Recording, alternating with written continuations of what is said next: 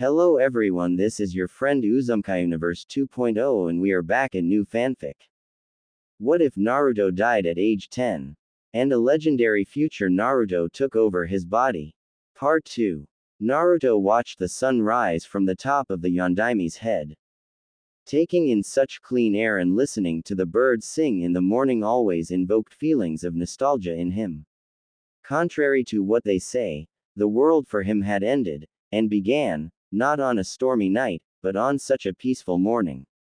Now, as he gazed over the slowly awakening village, his mind recalled a time far in the past, hopefully never in the future, when Konoha was just a blackened spot on the map, and where the resurrected Uchiha Madara had finally captured him.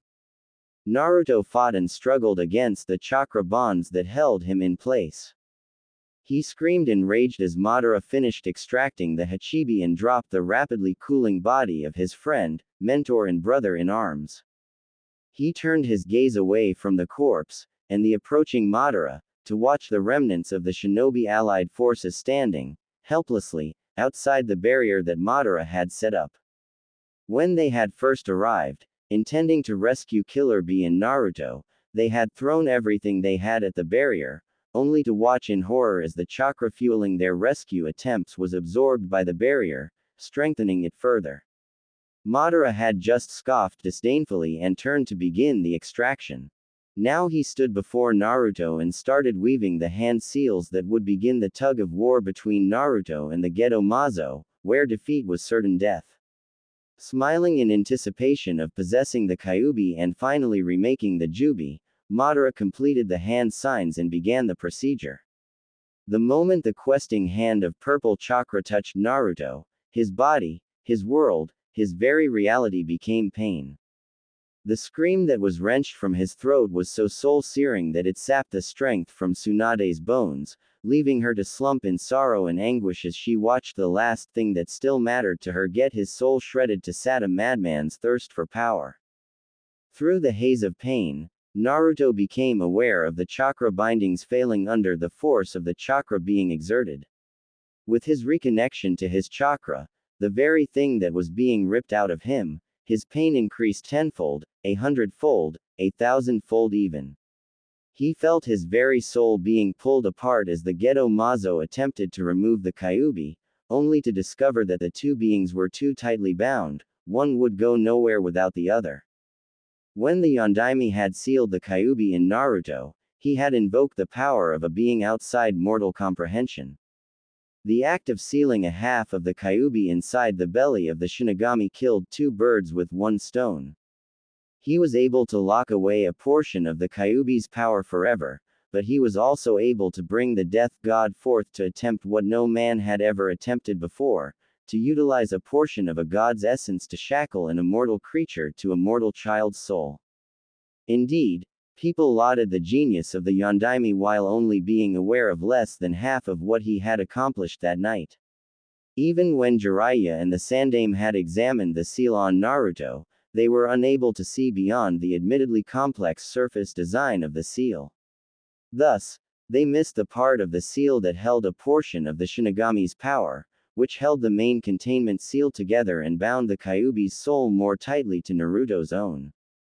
So, when Madara attempted to extract the Kyuubi from Naruto, he was attempting to separate two souls that had been bound as one by the power of a being that existed in the space between spaces, in the moments between seconds.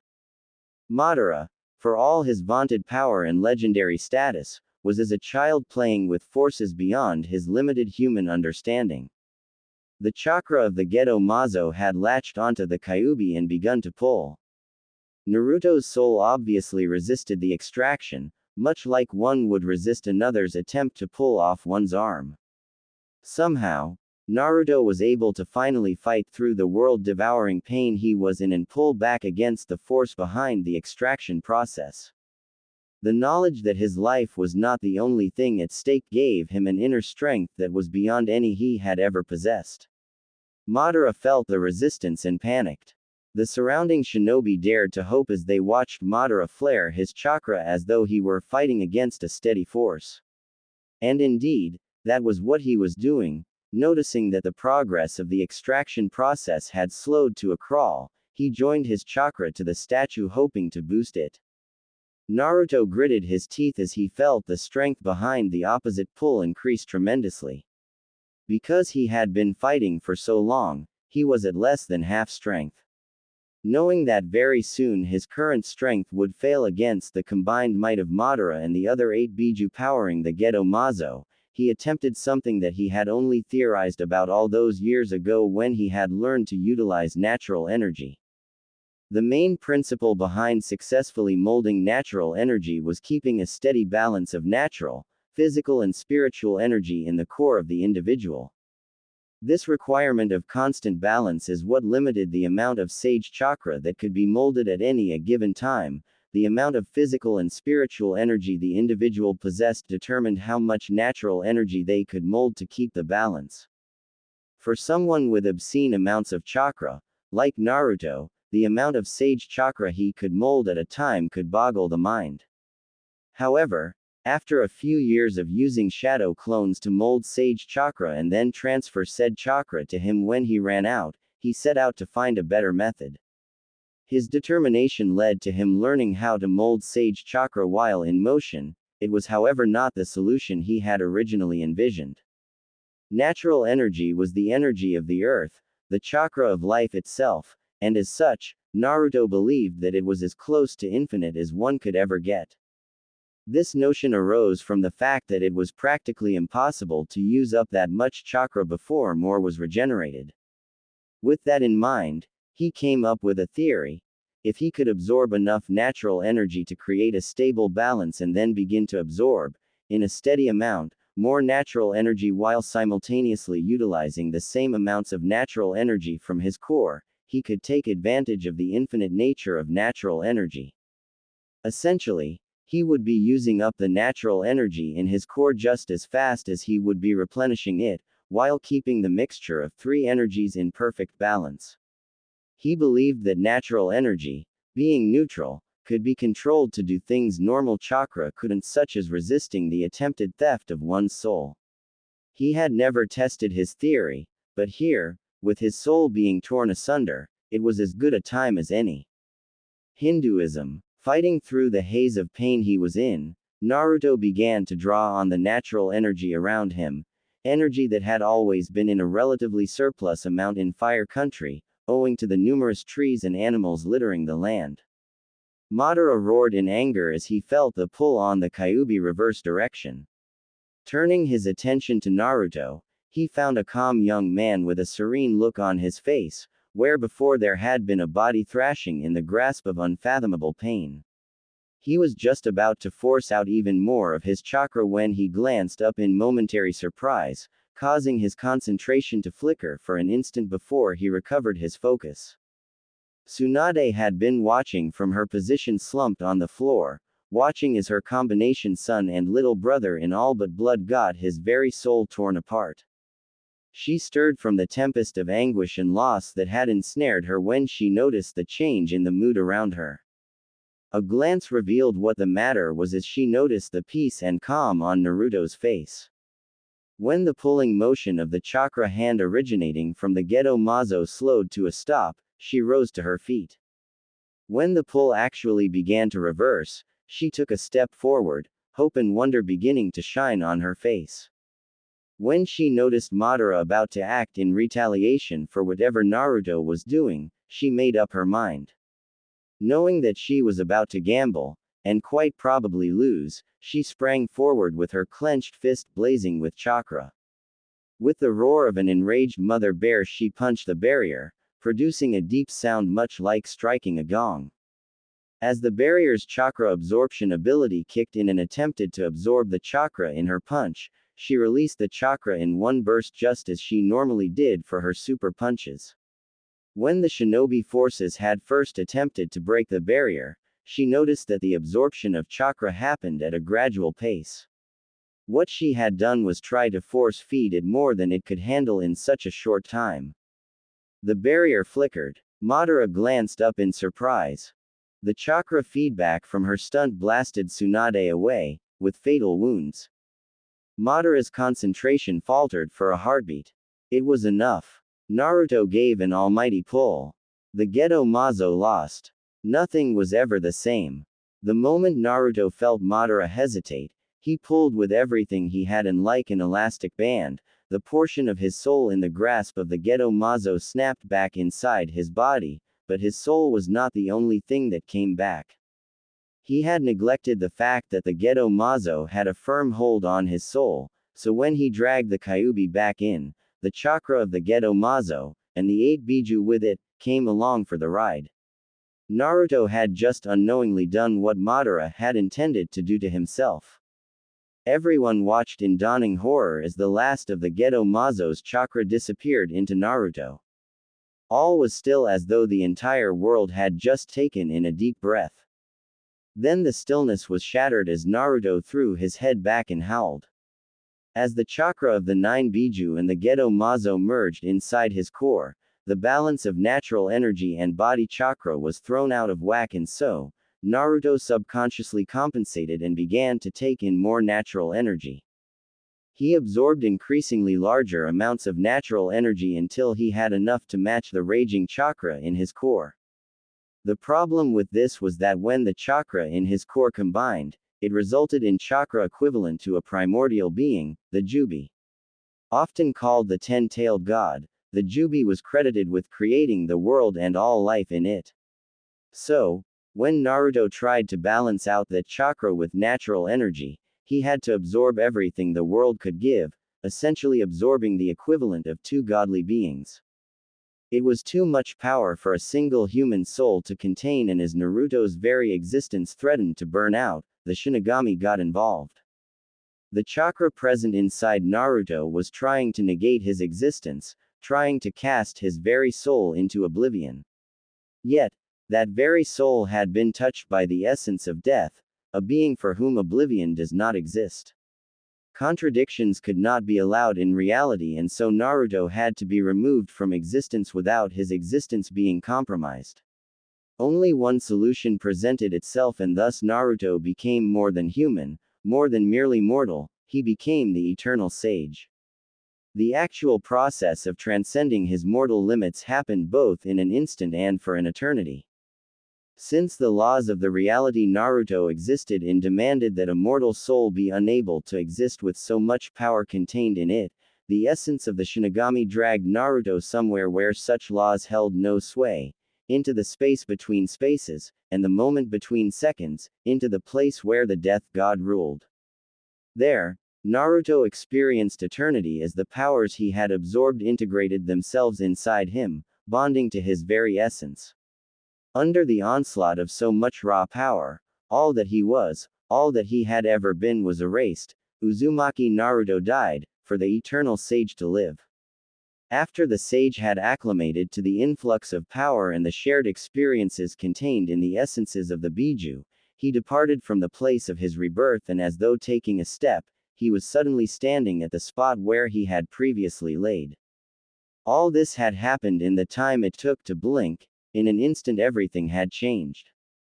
Madara took a few moments to take in what he was seeing. Just moments ago, the Kyuubi Jinchuriki had absorbed the newly made Jubi, his Jubi, and was in the process of burning out, quite literally. Now, the meddlesome child was standing there looking at him as though he were a particularly fascinating insect. He was Uchiha Madara, and he would not be trifled with. Madara locked hate-filled eyes with the otherworldly blue gaze of his adversary and spat out, Amaterasu. The sage blinked at the roaring black flames bearing down on him, and they simply ceased to be. Madara refused to allow himself to stop to consider what just happened. He clapped his hands and a forest burst from the ground, reaching forward to destroy his opponent. The sage tilted his head at the incoming trees and they turned to dust, dispersed on the wind. Enraged beyond any measure, Madara summoned Susanoo and wove 3-hand seals, then screamed out, Tengai Shinsei. Knowing what the jutsu did, the remnants of the shinobi allied forces glanced at the skies in time to see 3 meteorites breach the atmosphere, one after another. Many began to panic as the first meteorite rapidly descended to the spot where they stood. The sage stood still as the meteorite got closer and closer, and when it was seconds away from impact, he merely raised his hand and extended his finger. Jaws dropped as the meteorite stopped abruptly, with the other two stacking on top of the first. With a sigh, the sage flicked his finger and with a sonic boom, the meteorites exited the planet's atmosphere. Suddenly, the sage was standing in front of Madara, but before he could react he found his throat in an unyielding grip. Madara tried and failed to access his chakra and escape. He struggled in the grip of the being in front of him, much like Naruto had struggled in his chakra bonds earlier on. Madara paused in his struggles as he felt a stirring in the depths of his body. His eyes widened as the source of the feeling became clear. Once more, the remnants of the Shinobi Alliance forces watched in stunned shock as Madara began to scream, much like Naruto had been screaming when the Gedo Mazo attempted to extract his soul. Quickly connecting the dots, they watched as Madara eventually stilled and his resurrected body crumbled to dust without his soul to inhabit it. The sage turned and many avoided his gaze, unable to meet the eyes of the newly born primordial being before him. His eyes finally settled on the barely breathing body of Senju Tsunade and in a blink, he was kneeling next to her. Something faint within him told him that the human lying before him was important to him, and he decided to heed it and simply touched her cheek. Before the disbelieving eyes of everyone present, Tsunade's wounds healed up and even her chakra levels were restored. Looking at the man beside her in relief and deep fondness, she asked, "Naruto. Is that you, Naruto? Are you really Naruto?" The sage wondered if Naruto was his name. Yes, he thought to himself, Naruto, Uzumaki Naruto, no, Namikaze Uzumaki Naruto, yes, that was it, he was Namikaze Uzumaki Naruto. And with that, the sage remembered. Smiling softly at her he replied, "Hey, you shouldn't be pulling such dangerous stunts at your age, Ba-chan." Laughing, with tears flowing freely from her eyes, she grabbed him in a hug and just like that, it finally dawned on everyone watching that the 8-year-long war had just ended. Cheers erupted everywhere as people grabbed their comrades in hugs, crying tears of joy and relief tinged with sadness. It took years, but the world eventually recovered, not completely, but enough. Throughout that time the sage lived on, not aging, until time had run its course and turned everything he knew into dust. After finally learning how to navigate the paths between realities, the eternal sage moved on, replacing any of his counterparts who had been lost to the flow of time for one reason or the other, with time becoming his only companion. Naruto was startled out of his memories by the dispersal of one of his clones. Shaking his head to get rid of lingering memories, he stood up, dusted his shorts and gazed once more at the peaceful village laid out before him. Smiling to himself, he vanished in the direction of the academy for his team assignments. Let the games begin. The people who were present at the entrance to the academy that morning were able to witness Naruto materialize, already in a smooth walk, in front of the academy. Some of them actually allowed themselves to acknowledge how cool he looked, arriving in such a fashion. Casually making his way inside the academy, Naruto ignored the muted whispers from his peers and the others standing around the school's entrance. No doubt news of his performance during the graduation exams had already spread. Naruto arrived at his assigned classroom and entered to find that he was the first one there. Shrugging to himself, he proceeded to the single seat at the back. Having no intention of ending up seating next to Sasuke and thus suffering the horrendous voices of his fan club. Deciding to kill some time, he took out the tale of the gutsy ninja and began to read it, again. His sharp senses detected the approach of a few classmates and thus he didn't even twitch when the door opened to accept 4 people into the room. The sounds of dragging feet and chewing preceded Shikamaru and Choji, while the muted sound of buzzing heralded the entrance of Shino. The last student was from a civilian family and, from what Naruto had observed, would probably end up being cannon fodder down the line. Shikamaru, Choji and Shino took the seats in front of Naruto, who hadn't looked up from his book since their entrance.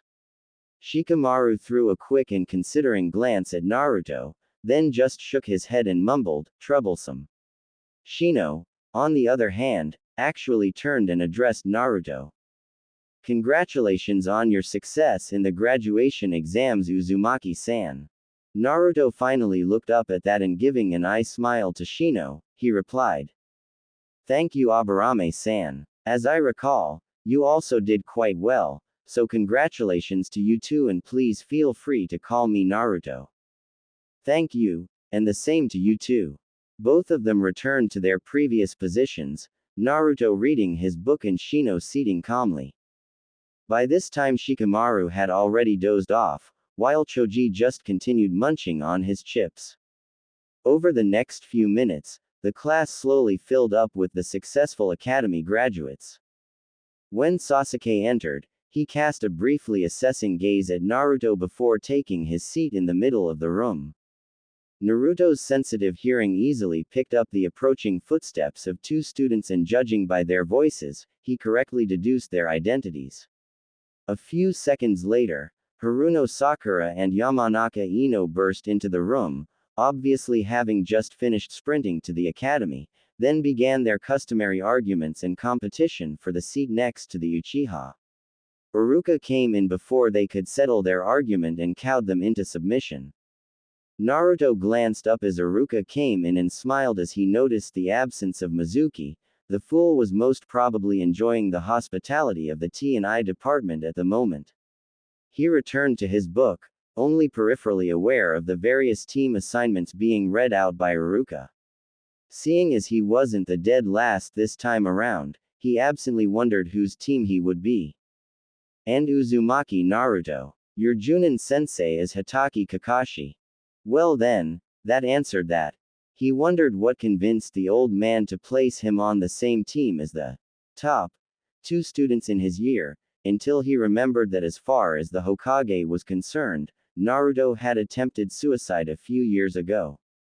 Well, that would do it, he mused to himself. After banishing his thoughts, and noticing Iruka's closing statements and subsequent dismissal for lunch, he returned to his reading. Hours later, only the three future members of Team 7 were still seated inside the classroom, waiting for their Junin sensei. Sakura had spent the past 2 hours trying, and subsequently failing, to get Sasuke to go on a date with her. After a particularly vehement denial, she decided to take a little breather, much to the Sasuke's well-hidden relief. She turned her attention to the third member of her team and was surprised to note that he hadn't moved from the spot where he had been reading for the past few hours. Now that she was paying attention to him, she allowed herself to take him in fully. She recalled the time when he used to constantly follow her around, asking her for dates and making her feel so good about herself. No matter how annoyed she had felt at the time, the constant attention and adoration had bolstered her sometimes flagging self-confidence. However, ever since he had missed school for about 2 months, things had changed. At first, when she noticed that he seemed to be ignoring her, she brushed it off, fully expecting him to get back to pestering her. It never happened. It took some time, but she eventually came to realize that Naruto simply didn't care about her anymore. It was a surprisingly bitter pill to swallow, but swallow it, she did. She cast a glance at Sasuke, and seeing the closed-off expression on his face, she decided to sit quietly by herself, until their sensei arrived. Sasuke breathed an internal sigh of relief when Sakura finally ceased bothering him. He noticed the glance she threw at the corner and turned to see Naruto sitting there, reading his book. He was almost startled to notice that he had forgotten that there were 3 people waiting in the classroom. Now that he had noticed his last teammate, he remembered his desire to find out more about him. Never one to beat around the bush, he addressed him directly. "Hey, Uzumaki, how did you do so well on the exams if you missed so many important classes?" Sakura perked up at the question and turned back to Naruto. She too was curious about his previously unknown skill. Without taking his eyes off his book, Naruto distractedly replied. Did you ever consider that I chose not to attend those classes because I didn't need them? Sasuke blinked at Naruto's response. He concluded that Naruto must have meant that he got training outside the academy, thus negating any need to attend the practical academy classes. Still curious, he continued his inquiry. And who did you get help from? At that, Naruto finally glanced up from his book, and fixing Sasuke with a disinterested look, he retorted. Help. Why would I need an instructor when I am fully capable of reading? Sasuke found it hard to believe that Naruto had learned all that from scrolls, but before he could continue his questioning, the door was thrown open. He turned in surprise, noticing from the corner of his eye that Naruto was obviously not startled. In the doorway stood a tall gray-haired ninja wearing a face mask very similar to Naruto's. He even had a book in hand. The ninja, obviously their Junin sensei, ran a bored gaze across the room and spoke in a lazy tone. My first impression of you is that you're boring. Meet me on the roof in 5 minutes. In a cloud of smoke, he was gone. Sasuke glanced at Sakura, then glanced at the empty seat where Naruto used to be. His eyes widened when he realized that Naruto had somehow vanished from the room without his notice. Huffing out a frustrated breath, he left the room, making his way towards the roof. Hitaki Kakashi suddenly felt eyes on him and casually glanced up from his book. He had to fight down a twitch when he noticed his blonde-haired student calmly staring at him. When the hell did he get here, and how didn't I notice? He saw the amusement in Naruto's eyes and narrowed his eye at him. In response to this, Naruto in turn fixed Kakashi with a narrow-eyed gaze. Sasuke and Sakura arrived on the roof to find their teacher and teammate engaged in a staring contest. As the two kids drew near, Sakura cleared her throat. In an eerily synchronized motion, Naruto and Kakashi turned to face the two of them and eyes smiled in unison.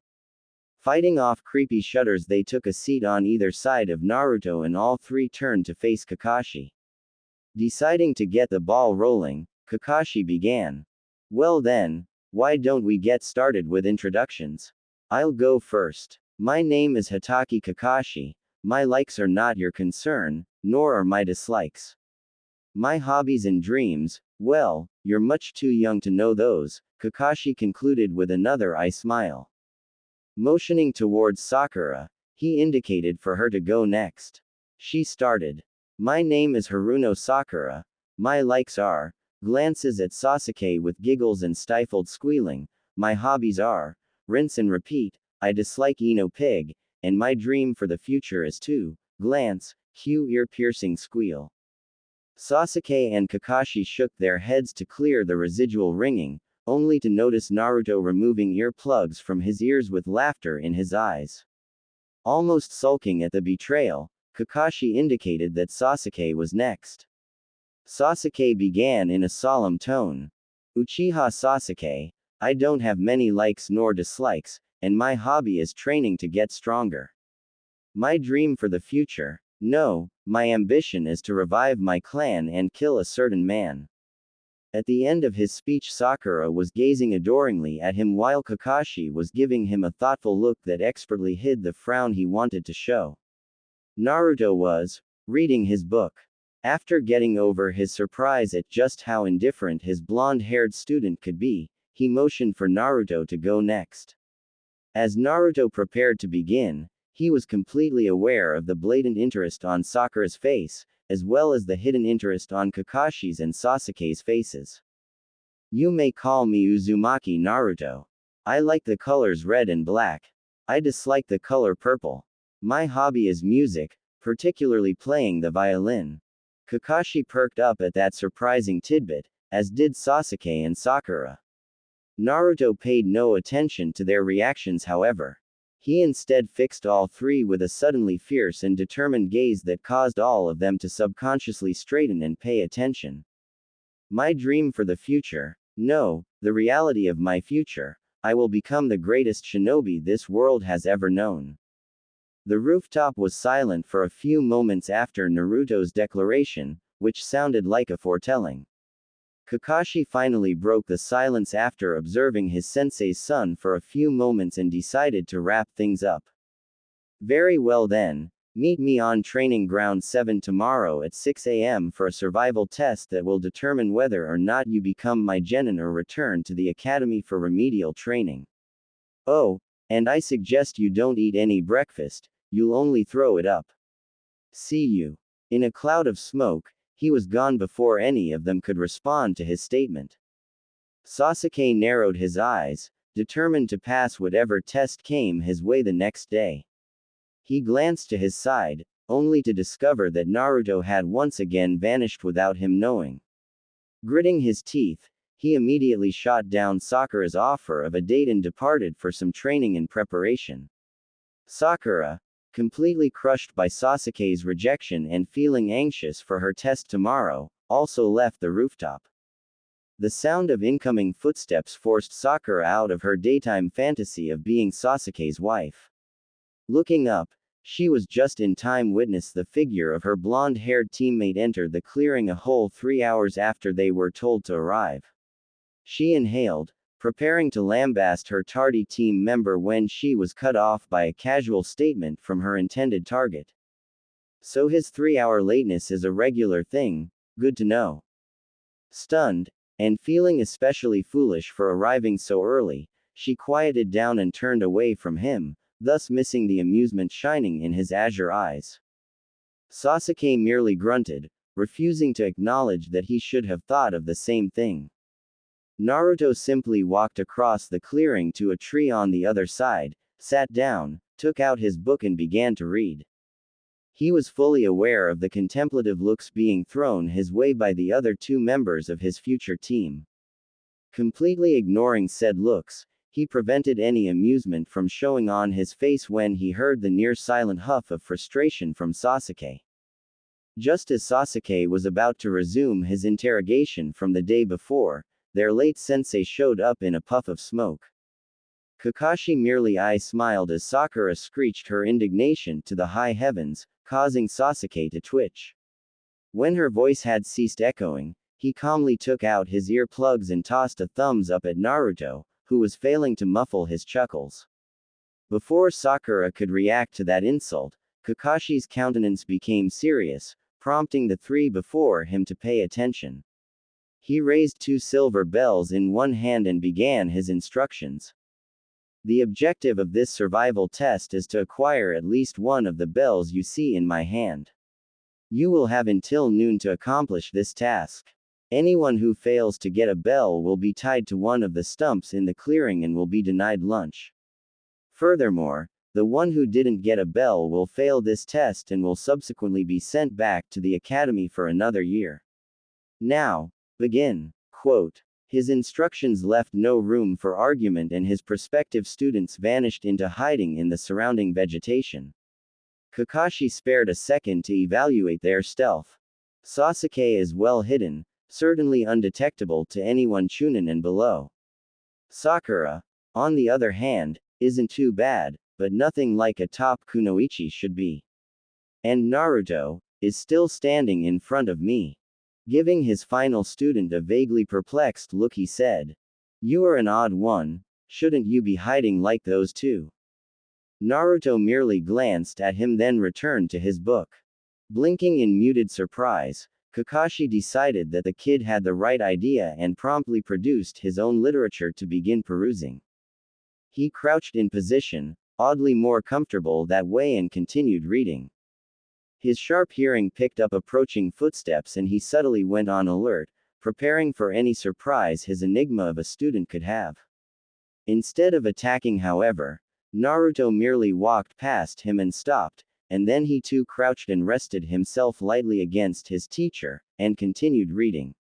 Feeling oddly amused by the cheek of his student, he let him rest part of his weight on him, all the while keeping a watch for any attempt on the bells tied to his belt. A handful of minutes later, Sasuke obviously got impatient and launched his attack. A couple of kunai were launched from Kakashi's left and instinctively, he shifted to move out of the way. His blood ran cold as he suddenly realized that his movement had thrown his other student off balance, thus making it very likely that Naruto would get hit by the kunai. Without even thinking about it, he spun and scooped up his sensei's son and blurred away from the incoming attack. He spared a moment to ensure that his student was fine before he took off to test his black-haired student. So preoccupied had he been with getting Naruto out of harm's way that he had failed to notice the faint smirk that curled on said student's lips, nor the fact that said student had demonstrated a complete mastery of the Kawarimi no Jutsu. Kakashi instead vanished from the clearing, too fast for any but Naruto to see. Sasuke, who had swiftly changed positions after his failed initial attack, remained crouched on the branch he was on. He quickly threw a punch to his left, only for it to meet his sensei's palm. As though that were a signal, the two burst into a quick and fluid taijutsu exchange. Kakashi ended it by tossing Sasuke away when his hand got close enough to actually touch one of the bells. His eye, however, widened when he noticed the hand seals being woven by Sasuke. His surprised expression never vanished even as a huge fireball leapt the intervening distance between them. When the smoke had finally cleared, Sasuke noticed that nothing remained of his teacher. Looking to the sides and above for him, he was taken off guard when hands erupted from the ground and proceeded to drag him under until only his head remained above ground. Sasuke glanced up in time to watch his teacher disappear with naught but an eye smile thrown his way. Sakura had decided to circle around to Sasuke's position the moment she saw the kunai launched at Kakashi. Ignorant of the noise she made as she moved through the brush, she emerged in a smaller clearing.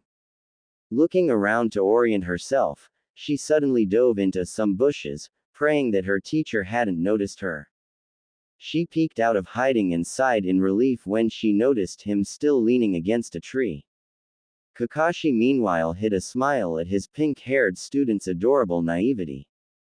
Sakura, rightfully doubtful of her chances against a ninja of Kakashi's caliber, turned to stealthily make her way in the other direction. She heard a rustle in front of her and glanced up into the smiling eye of her teacher. She gasped and recoiled in shock, only to lose sight of him.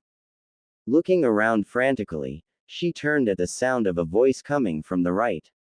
Knowing who owned said voice, her face broke out into a relieved and smitten smile as she prepared to meet her Sasuke-kun. The smile fled from her face as she saw Sasuke drag himself into view, his remaining leg bent at an odd angle, fingers missing and blood leaking from numerous wounds on his body. Unable to face the vision before her, she clenched her eyes shut, let loose a scream of abject terror, and slumped into unconsciousness. Musing absently to himself, Kakashi wondered if he had overdone it. Shrugging the thought away, he returned to the clearing and promptly stumbled in surprise when he found his third student still casually reading his book. Moving towards him, he opened his mouth, intending to admonish his lazy student, only to have to duck a sudden airborne spinning kick aimed at his head.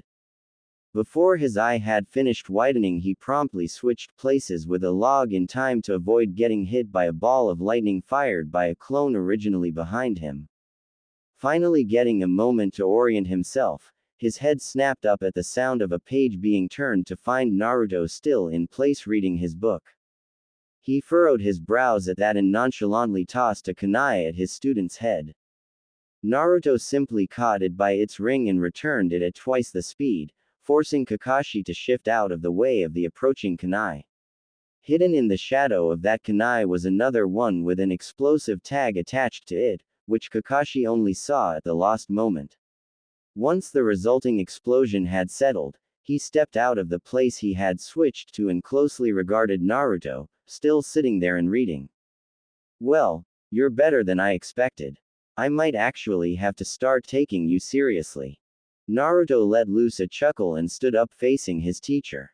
In another eerily synchronized motion, they both slipped their respective books away and prepared to engage one another. Kakashi started off with a blurring punch aimed at Naruto's torso.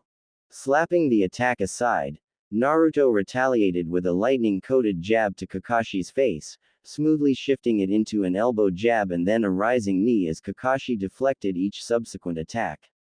They continued in a swift and fluid taijutsu exchange, with Kakashi pleasantly surprised at Naruto's ability to keep up with the pace he was setting. Finally, believing his student to be wide open, Kakashi slammed a kick into an airborne Naruto, only to clench his teeth as lightning coursed through his body from the dispersed lightning clone. He mitigated the damage using his own inherent lightning chakra and pivoted on the spot, fluidly catching and returning the 5 shuriken launched at his back. Quickly forming hand seals, he called out, Shuriken Kage Bunshin no Jutsu, Shuriken Shadow Clone Technique, and the 5 shuriken became 100. Naruto inhaled deeply and then blew out a chakra-laced gust of wind while saying, Fuden, Renkuden, wind release, drilling air bullet. The wind bullet slammed the shuriken off course and continued on to Kakashi, who responded with a wind bullet of his own, canceling out Naruto's attack. Kakashi glanced up as he heard, Reiso, Ikazuki no Utage, lightning burial, banquet of lightning, and witnessed Naruto stomp his foot on the ground. He jumped into the air as lightning raced along the floor towards his position. In midair, he was unable to react in time as Naruto faced him and calmly intoned, Raiden, Raryu no Tatsumaki, lightning release, lightning dragon tornado, launching a tornado of lightning at Kakashi. The attack impacted with Kakashi and exploded in a surge of lightning. All of a sudden, a kunai was placed along Naruto's jugular and Kakashi lazily spoke. You definitely have some smooth moves, but you still have a ways to go. Naruto merely glanced at him from the corner of his eye and chuckled. Confused at his student's reaction and completely sure that he wasn't holding a clone, he asked, Care to share what amuses you? It was then that he felt the cool length of Naruto's ninjutsu resting with its tip poised a hair's breadth from his chest and crackling with tightly leashed lightning chakra. He couldn't help it. He threw back his head and laughed. When he got over his fit of amusement, he disengaged from Naruto just in time for the alarm clock he set to go off, indicating that the test was over. Shaking his head at his most surprising student, he left to fetch the rest of his team. When he arrived at the 3 stumps in the clearing, Sasuke and Sakura in tow, he found Naruto sitting on the middle stump with his book in hand. In a blur, he had Sakura tied to the leftmost post and a gag in her mouth to spare his sensitive ears.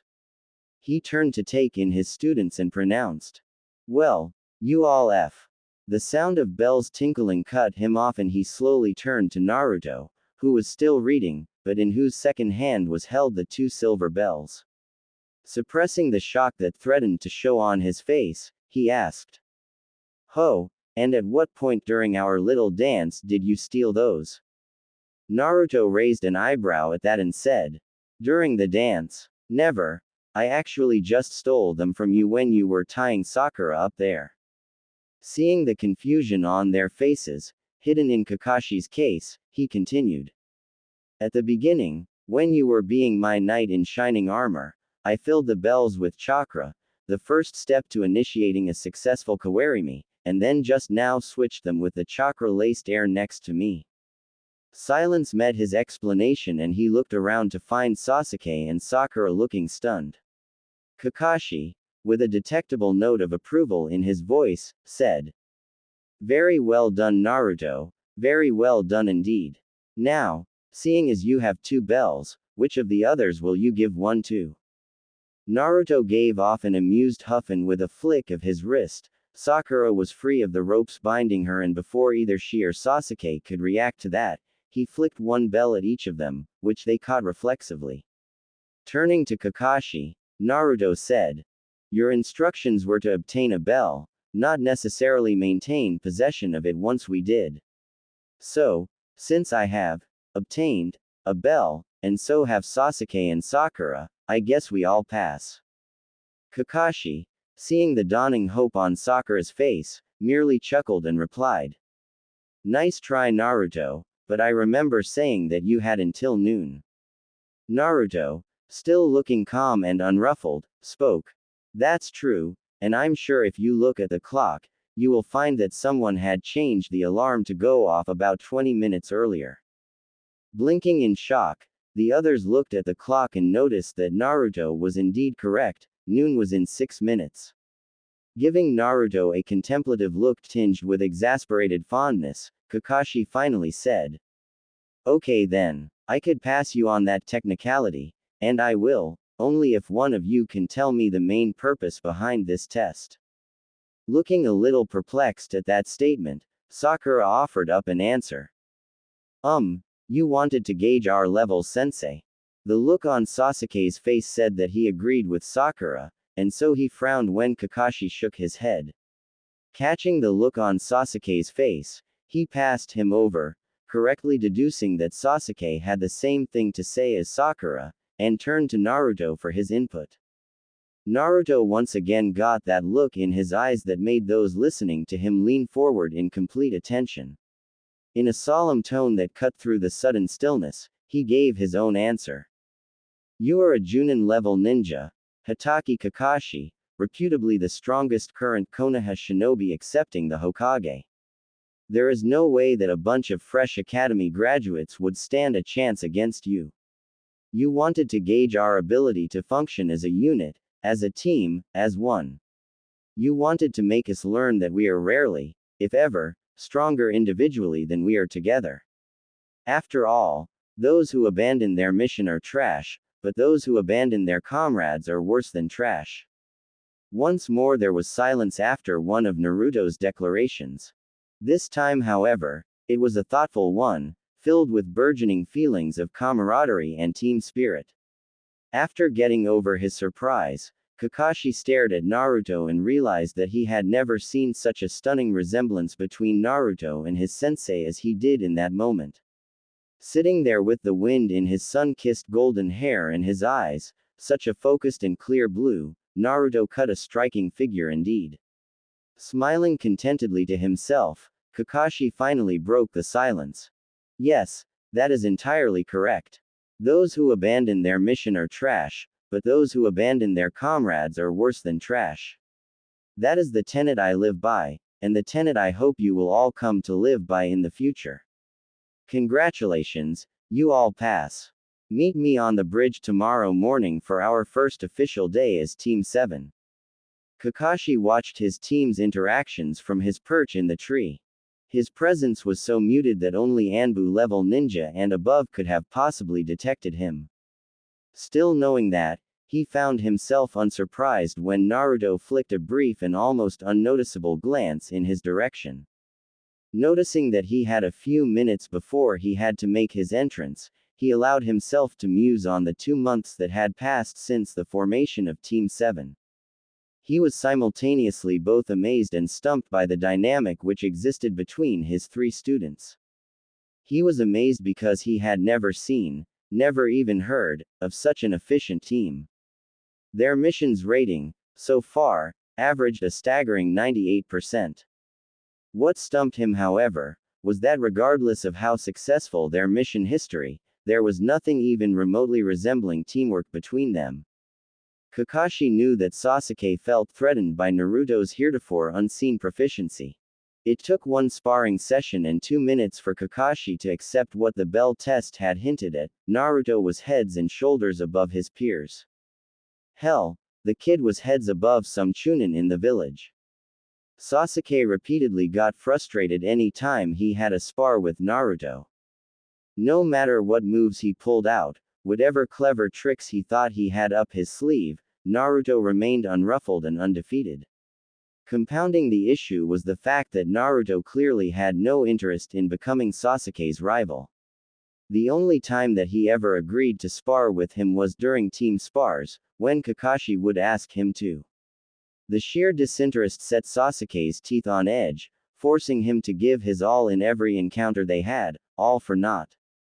Kakashi remembered, a few weeks after passing his team, when he asked Naruto who had taught him taijutsu. You see, he asked because the boy's taijutsu style was almost like nothing he had ever seen. Being friends with a taijutsu expert like Maeda Guy ensured that Kakashi was well educated on a variety of taijutsu styles. Every time he sparred with his student, he noticed that his moves were like variations of standard taijutsu katas. It was almost like listening to a different dialect of a language he knew well. When he asked Naruto for the identity of his taijutsu teacher, the answer he received perplexed him. Naruto had replied, "I learned from life, I guess, from the striking snake and the stalking tiger, from the leaping monkey and the hunting wolf, from the flowing river and the turbulent wind, from everything around me, from life." Kakashi had wondered at what his student meant. He could never have known that Naruto was actually telling him the truth. Centuries into his eternal existence, after he had learned and mastered all the taijutsu styles that existed in whatever reality he found himself in, Naruto sought to go deeper. He visited mountain monasteries, looking for the ancient monks who had discovered the art of taijutsu. From them he learned the history of taijutsu and its origins. He learned how the first of them had observed the way the animals and environment around them had behaved. He learned to watch how the relentless yet fluid motion of a river wore away the immovable rock in its path. He learned to observe as the wind went from peaceful and calm to ferocious and cutting in an instant. He went back to the source and learned it all. The result was a taijutsu style that comprised of the strengths of each style, all refined to their purest forms. Much like with Chinese whispers, the passing down of taijutsu styles from generation to generation introduced additions that resulted in the final form being changed from its original ancestor. Hence the reason why Naruto's moves seemed similar to some of the styles Kakashi was familiar with. He was seeing the taijutsu styles in their pure and unchanged form. Nonetheless, the fact remained that Naruto was at a level that put him permanently out of reach of his teammates, though Sasuke refused to believe that Naruto would always be the better shinobi. In his spars with his blonde student, Kakashi always won, of course, but doing so always required more effort on his part. However, after a handful of spars, he had realized that even though Naruto always lost against him, he almost never took a hit. At first he had wondered if his memory was just faulty, but after the next 3 spars, he realized that he was right the first time. Concerned that he was being too easy on his student, he started to kick their spars into high gear, at about mid-Chunin level, and noticed that Naruto began to sustain a few more injuries. So, every time he sparred with Naruto, he fought him at a level noticeably higher than he did with Sasuke, which Sasuke noticed, of course. Still, even fighting him at a more demanding pace, Kakashi still suspected that Naruto wasn't giving it his all, but he had no proof of it and so dismissed his suspicions. Sasuke had spent the past few minutes staring at his other male teammate standing at the railing on the bridge, staring at the water passing by underneath. It had been 2 months and still he was no closer to surpassing Naruto. It irked him something fierce that a no-name like Naruto was so far above him in terms of skill that he couldn't even touch him in their spars. What was even worse was that Naruto always looked unruffled, no matter what Sasuke threw his way. Sasuke had taken to perusing the hidden jutsu library located in the Uchiha clan compound. He practiced some of the D-ranked and C-ranked fire jutsu, hoping to find something he could use against his teammate. Nothing ever worked. He would launch a fireball at Naruto, only to be forced to dodge his own fireball combined with a wind bullet. Somehow, Naruto was always a step ahead of him and it annoyed him greatly. He kept trying to unlock his Sharingan, fully confident that Naruto would be no match for him then, but was having no luck there. Putting aside his thoughts on the matter, Sasuke turned his gaze away from Naruto and stared into space. It had been a long 2 months for Sakura, and things did not seem to be looking up. After Kakashi had passed them as a team, she felt as though her dream had finally come true. She was on a team with her Sasuke-kun and nothing was ever going to come between them again. Her dreams were ruthlessly shattered during the first spar she had with Sasuke. She had managed to convince herself that he wouldn't actually fight her. Her delusions had lasted up until a spinning kick from him had slammed into her face, knocking her out. She woke up to find herself sitting by the side of the training ground and no Sasuke worrying over her. No, he was instead involved in a spar with Naruto, which he was losing. Still, she managed to repress that incident somehow and went back to being a fangirl, albeit a slightly more subdued one. As more and more rejections from Sasuke piled up with no buffering declarations from Naruto, she found herself less and less able to summon up the same feelings of adoration she once held for Sasuke. Over time, she slowly became less enamored with him and began to think for herself. She also began to pay more attention to the lessons Kakashi attempted to teach them. She had improved somewhat, and now, she was at the level of a proper academy graduate and not just a civilian. Regardless of her change in attitude, she still had moments where she would forget herself and revert to her former behavior. If she were honest with herself, she would realize that her change to a slightly more serious kunoichi was still related to her desire for Sasuke. Having spent so long with him, she had come to understand that there was almost nothing Sasuke hated more than weakness. Therefore, her taking her kunoichi skills more seriously was rooted in a desire to finally have Sasuke acknowledge her, yet her efforts were for naught. At first she was confused, until she noticed that every time they had a team meeting, Sasuke would always stare at Naruto.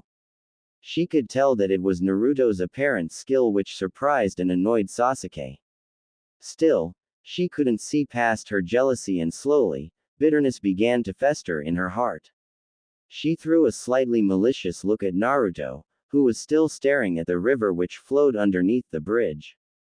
Kakashi shook himself out of his thoughts and noting the time, prepared to make his entrance. He saw that Naruto was having one of his rare moments of introspection and as such had his guard down somewhat. Kakashi timed his attack perfectly. Without any warning signs whatsoever, he was suddenly standing beside Naruto, his leg already in a smooth sweeping motion and his hand jabbing forward. Naruto had been completely aware of Kakashi's presence and thus he could have avoided what happened next if he wanted to. However, in keeping with Kakashi's intended result, Naruto was flipped over the railing he was leaning against, and splashed into the river below. Sasuke and Sakura both felt petty vindication at how wet Naruto was when he finally emerged from the water. With an eye smile, Kakashi stated, "That's a good look on you, Naruto." Naruto froze for a moment, and then he slowly turned towards Kakashi and smiled at him. With the feeling of lead in his stomach, Kakashi remembered who it was he had just pranked, Konoha's #1 prankster. Kakashi shook off his dawning feeling of terror and turned to head towards the mission office to obtain a mission for his team. From the corner of his eye, he noticed Naruto make a hand seal and channel chakra heated air along his body to dry himself off. Shaking his head at his ever-surprising student, he returned to his thoughts. He had finally decided to take his team on their first C-rank mission. He was fully aware that the only reason he felt comfortable doing so was because of the amount of faith he had in Naruto's skill. He was confident that if anything came up, Naruto would be able to get his team out of it, and if he couldn't, well, he was not called Sharingan no Kakashi for nothing. With that final thought, he returned to his ever-present Ika Ika novel and continued to walk towards his destination. Naruto calmly walked behind Kakashi and in between his other two teammates. Since the making of Team 7 2 months prior, he had been aware of the feelings of his teammates towards his person. Not being a vindictive person by nature, he never went out of his way to exacerbate the situation, but he wasn't one to roll over for anyone either. He found that after living for so long as he had, it was practically impossible to care about the bruised and battered egos of little children or the petty jealousy inspired from puppy crushes. One ray of sunshine, though, was his relationship with his sensei. It felt kind of nice to have an older brother figure in him, one who he could horse around with from time to time. He realized that the incident from 2 years ago must have played a part in scaring Kakashi out of his indifference. Regardless, he quite enjoyed the interactions he shared with Kakashi. His fondness for Kakashi notwithstanding, he was going to get him back for his actions that morning. So, as they approached the door to the mission office, Naruto cast his senses out to confirm that Iruka and the Sandaime were present, along with quite a number of other shinobi. Showtime. As Team 7 approached the door, Naruto shifted his gait to make it seem as though he were attempting, and failing, to conceal a limp. Before Kakashi or any of his other teammates could wonder at that, they entered the mission office and immediately drew the gaze of the Sandaime. Sarutobi's sharp eyes had easily picked up the inconsistency in Naruto's stride, and taking into consideration the boy's phenomenal healing factor, he knew that for Naruto to still be limping now, he must have sustained a grave injury indeed. With barely detectable concern, he asked, "Naruto, are you alright?" Naruto glanced up with wide blue eyes, looking like a deer caught in headlights. He then promptly blushed to the roots of his hair and began to fidget in place. With rising concern on the Sandaime's part and slowing dawning horror on Kakashi's, Sarutobi leaned forward with furrowed brows. By this point, Iruka had also noticed that something was wrong, and he too focused on Naruto. Naruto opened his mouth, and in a coy and shy tone, he said, it's just that it was my first time doing that with a man of his caliber." Pin. Drop. Silence. Sarutobi's face looked to be carved out of granite, and Iruka's eyes had the dawning light of intended murder in them. The rest of the shinobi present had paused what they were doing and focused on what was happening. Noticing that he now had the full attention of the entire room, Naruto had to fight to maintain his innocent facade as he wove his magic. Late yesterday, when we were doing it, Kaka-sensei and I, it was slightly painful since it was my first time doing that. At this point, Kakashi was staring dumbly at his blonde-haired student, his book hanging limply from his fingers. Peripherally he was aware of the rising killing intent emanating from the Sandaime and Iruka, as well as the increasing amounts of suspicion and contempt in the gazes of his fellow shinobi. For all that, he could do nothing but stutter out. "What? You, Naruto, what are you talking about?" Naruto looked down and twisted his fingers in his shirt, blatantly ripping off the moves of a certain shy Hyuga princess. He glanced at Kakashi from the corner of his eye and his face flushed further. He then looked up and gained a dreamy look in his blue eyes, which combined with his flushed cheeks presented such an entrancing image that people watching could see how Kakashi might have done that to him. Never one to stop while he was ahead, Naruto twisted the knife further. With a dreamy tone to go with the look in his eyes, he continued. "Yesterday, the movement of our bodies, the repeated thud of flesh hitting flesh, the grunts and pants of exertion, the sweat and smell from such physical activity, feeling him all over me, telling me how good I looked wet, and the pleasant ache that told me I was going to be deliciously sore the next day. Kaka-sensei was a little rough, but I liked it, it let me feel it properly." At this point, some people were discreetly wiping off bloodied noses. Sakura had turned bright red in the middle of Naruto's recounting, and Sasuke had a blush suffusing his face. Almost simultaneously, the two glanced at Kakashi and shifted away from him as though he were about to pounce and do that to them as well. The sound of a pipe being broken by a too strong grip cut through the silence in the room. Slowly and carefully, Kakashi turned to look at the Sandaime and instead found the Kami no Shinobi staring back at him. Before the Hokage could leave his desk and extract Kakashi's entrails via his nose, Iruka was on his feet, glaring murder at Kakashi, and spat out. "Naruto, are you telling me that this person touched you yesterday?" Like a switch being thrown, Naruto was suddenly back to his usual calm and aloof self. Before the room could fully adjust to such an abrupt change in demeanor, Naruto smoothly replied. "Of course he did, Iruka-sensei. It's kind of hard to avoid physical contact during an all-out spar. Then with an amused twinkle in his eye, he continued, "Why? What did you think I was talking about?" The entire room practically face-faulted. They all looked up at the sound of a shutter clicking to find Naruto gleefully taking numerous pictures of Kakashi's pale, gaping, and stunned visage. The silence that had descended was suddenly broken by muffled snickers from the eternal Chunin pair, Kotetsu and Izumo. Like a dam giving way, the entire room erupted into laughter at Kakashi's expense, with even the Hokage chuckling to himself, and to think that I thought that Naruto had given up his mischievous ways. After the room had quieted down some, with a few snickers let loose every now and then, Kakashi collected himself and trying to act like nothing happened, stepped forward to request a C-rank mission for his team. However, he internally vowed to get his blue-eyed student back for this.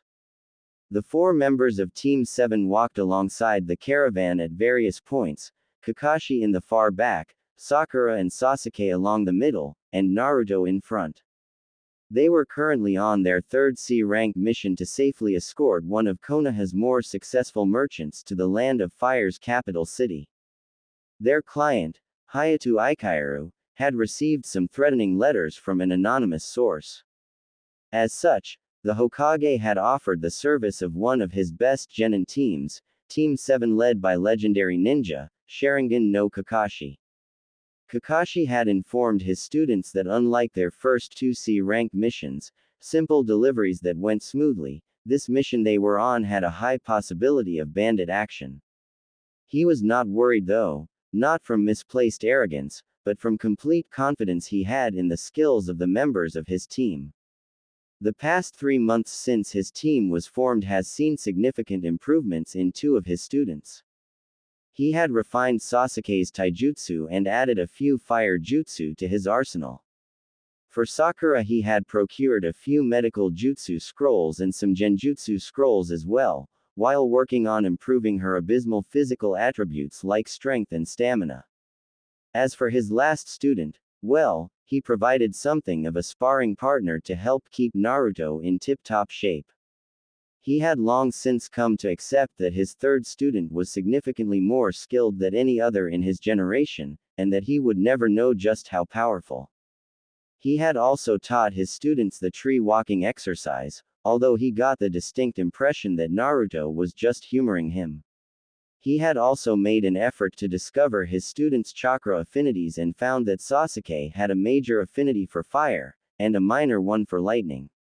Sakura had a single affinity for earth-based jutsu. And Naruto, surprisingly, had a major affinity for lightning, though he had demonstrated the ability to use any of the other 4 chakra types. A few decades after Naruto had begun jumping realities, he had realized that he needed to do something to keep his life from being dull and monotonous. So, he came up with a system where during a new life, he would stick to one branch of the ninja arts. Sometimes he would mainly focus on taijutsu, and maybe even only on one style. Other times, he became for kenjutsu what made a guy was for taijutsu. And yet other times he only utilized combination affinities like Hyoten, Ice Release Mokuten, Wood Release, and so on. He still remembered a particular timeline in which Gaara was too far gone to save. He had gone full Biju in the stadium during the Chunin selection exams. Before chaos had fully descended, Naruto had calmly clapped his hands and in a voice that cut through the rising panic, he intoned. Mokuten Haijutsu. Jukai Koden would release secret technique. Birth of the dense woodland. Jaws had dropped in stunned shock as numerous trees promptly erupted from the ground, bound, and then subdued Ikibi no Shukaku. Ah, good times. Regardless, this time around he had chosen to present lightning as his main chakra affinity. Naruto quickly refocused on the present as his acute sense picked up the presence of a huge number of civilians somewhere down the path. Utilizing the pre-agreed signal, he subtly notified Sasuke and Sakura of an impending ambush. He was confident that Kakashi was already aware of the hidden bandits. With practiced movements, the civilians in the merchant train moved closer to the carriages as Sasuke and Sakura spread out in preparation. Sakura fought to keep her hands from shaking as she realized that she would soon have to put into practice all that Kakashi had taught her these past 3 months. Sasuke clenched and unclenched his fists, the only sign of his nerves, before he silently berated himself for such weakness.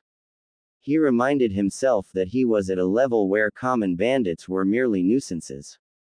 Furthermore, and here he threw a glance at his ever unruffled teammate, this was a chance to show Naruto that he was more than his equal. He took a deep breath and released it just as the first of the bandits sprung out of hiding. Sasuke's arms were already in motion, blurring as he released shuriken after shuriken towards the group approaching from the left of the caravan. Sakura hesitated only a moment before she too joined Sasuke in taking out as many of the bandits as she could before they entered close range. By the time the attacking bandits had gotten close enough to engage in close combat, half of them had fallen to the deadly cloud of projectiles hurled at them.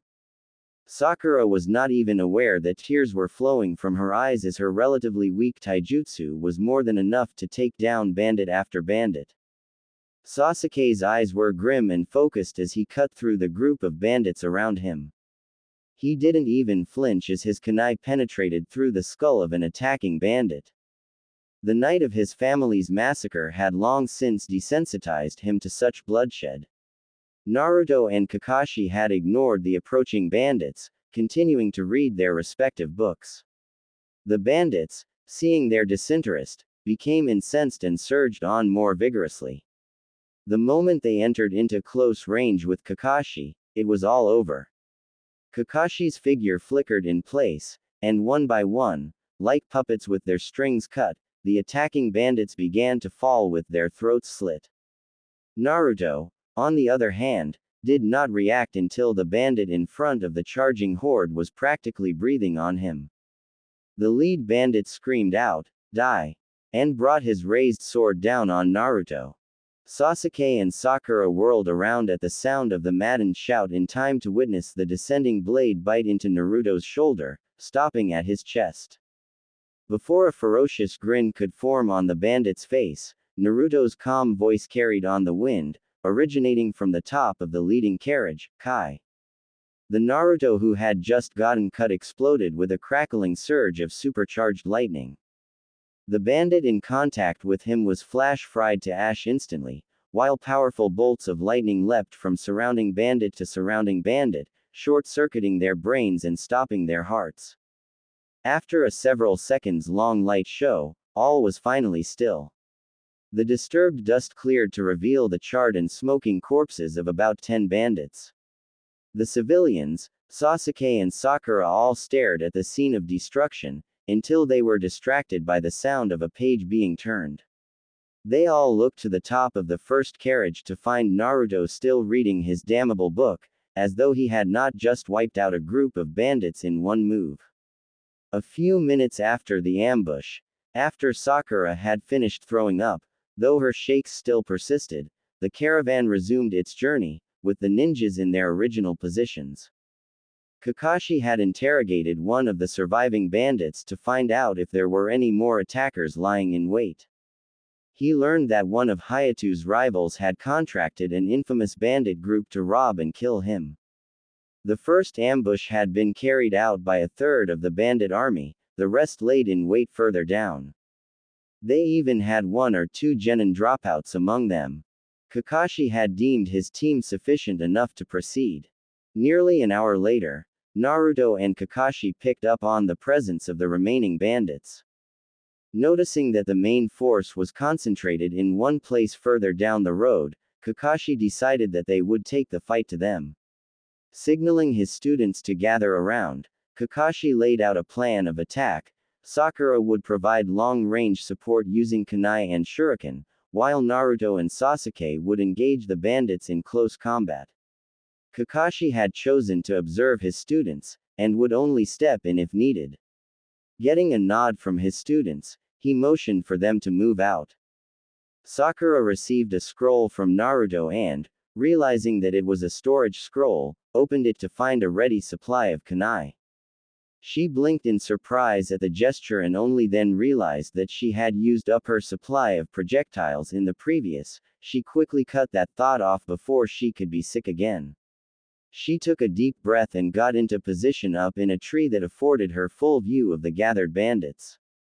Sasuke circled around to approach the gathered bandits from the other side, while Naruto went straight ahead, a classic pincer maneuver. The 70 bandits had no idea of the events that were about to befall them. The first indication that something was wrong was when the bandit closest to Sakura's position slumped over with a kunai sticking out of his forehead. A fireball launched from Sasuke's position took out 3 bandits standing close to each other, further worsening the chaos that had descended on the gathered attackers. Into this chaos, Naruto appeared, fluid and silent like the wind. He moved through the group of gathered bandits, his ninjutsu flashing like quicksilver, ending lives with every sweeping movement. Even Sasuke had been momentarily stunned at the grace with which Naruto used his blade. Shaking himself out of it, he drew dual kunais and charged into the fray. He killed bandits left and right using the Uchiha Interceptor style, as well as interspacing his taijutsu assaults with the Grand Fireball Jutsu. Sakura rained kunai down on the bandits from above, taking care not to hit any of her teammates. A few minutes after they began, all the bandits lay dead at their feet. Sasuke was panting and covered in blood. He cast a gaze at Naruto to find him unwinded and untouched by any of the blood he had spilt. In that moment, looking at Naruto calmly surveying the massacre he had just wrought, Sasuke realized just what his teammate was capable of. He allowed himself to acknowledge that sometimes, Naruto simply scared him. Sakura was sitting slumped on the branch she had been standing on. Thankfully, this time she wasn't throwing up, she was merely shaking. From the corner of her eye, she noticed Naruto turn to face her, his eyes narrowed. Before she could wonder at his actions, he disappeared from her vision, only to appear next to her with his sword blocking the katana that had been aimed at her neck. She barely had time to flinch in shock before Naruto kicked her attacker away, and vanished to take care of him. Sasuke had seen Naruto appear next to Sakura in time to save her life. Since he was alert, he was able to sense the ninja approaching from behind. He smoothly pivoted, deflected the strike aimed at his torso and responded with a punishing blow that connected with his opponent's head. The blow forced some distance between the two combatants and Sasuke took a moment to assess his attacker. The other ninja was obviously at most a genin and Sasuke was confident that he could take him. He surged forward and engaged his opponent in a taijutsu battle which he ruthlessly dominated. Finally, after a few minutes, Sasuke created an opening into which he buried a kunai and watched dispassionately as his assailant bled out. He turned around only to receive a boot to the face that launched him into a tree.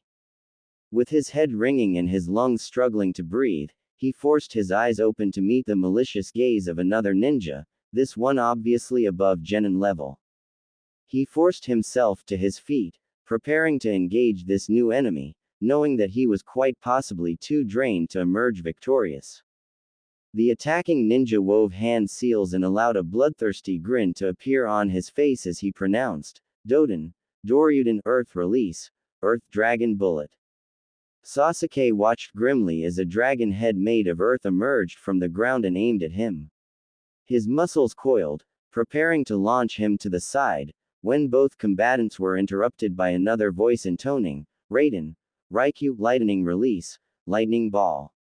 A bright blue ball of tightly leashed lightning plowed through the head of the rising earth dragon and continued onto the enemy ninja, who only just jumped out of the way.